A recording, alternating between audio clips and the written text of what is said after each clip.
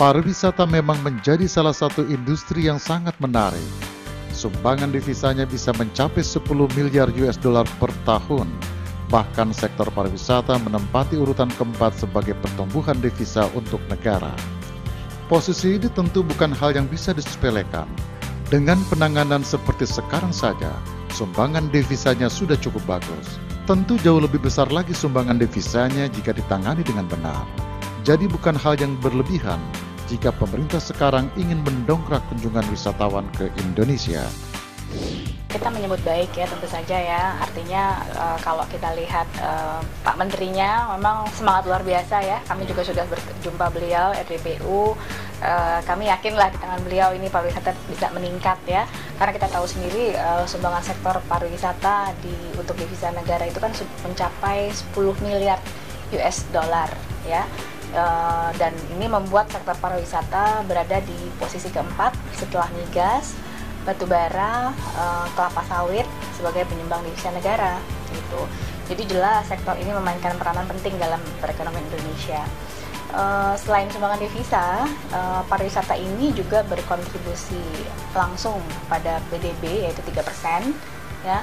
Namun memang secara tidak langsung juga yang lebih besar lagi menurut kami berkontribusi 9%. Karena apa? Kita hitung juga multiplier efeknya gitu. Jadi ini menjanjikan lah. Tapi memang belum digarap secara baik.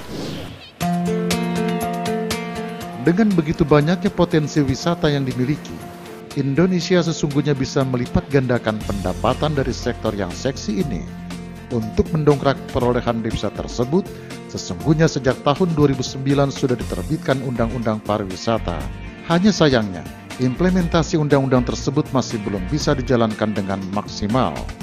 Komite 3 DPD RI yang membawahi bidang pariwisata merasa perlu untuk mengawasi jalannya undang-undang tersebut.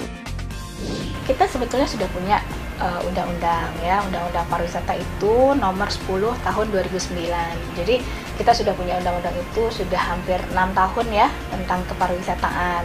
Tapi inilah masalah klasik Indonesia, kita kadang-kadang lemah di law enforcement-nya ya. Kita masih lemah lah. Tapi ini kan dengan menteri yang baru, saya menaruh harapan besar pada beliau.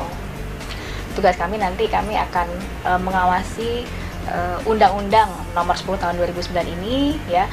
Mana poin-poin mana saja sih yang sebetulnya harus direvisi gitu ya. Kami rencananya nanti ke beberapa daerah yang akan kami tentukan gitu ya.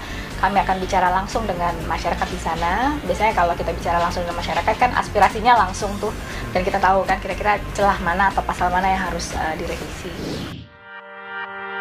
Sebagai bangsa dengan akar seni dan budaya yang sangat kuat, Indonesia memiliki daya tarik tersendiri bagi wisatawan asing. Persoalannya, seberapa jauh masyarakat di daerah yang memiliki potensi wisata bisa menjaga budayanya tersebut tanpa harus kehilangan jati diri atau terpengaruh oleh budaya yang dibawa wisatawan. Ada hal-hal yang tentunya harus kita pelihara, terutama masalah budaya ya. Indonesia itu seperti apa sih gitu kan bukan berarti karena kita memuja para wisatawan terus kemudian kita jadi merubah karakter bangsa kita gitu ya, menjadi tidak baik atau menjadi seperti mereka gitu.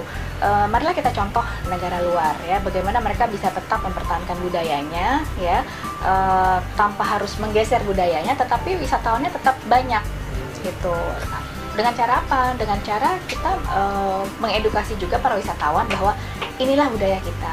Contoh misalnya ada satu daerah, misalnya katakanlah Aceh ya, sebetulnya untuk para wisatawan ke Aceh itu mungkin di pesawat terbang ya, kan pesawat terbang itu banyak buku-buku majalah ya, itu harusnya ada semacam tips untuk para wisatawan yang baru mungkin ke Aceh. Kan mesti diberitahu ya, kalau ke Aceh itu mungkin kalau mengunjungi ini harus memakai kerudung dan lain sebagainya. Nah itu kalau kita bisa pelihara itu baik sekali. Artinya apa?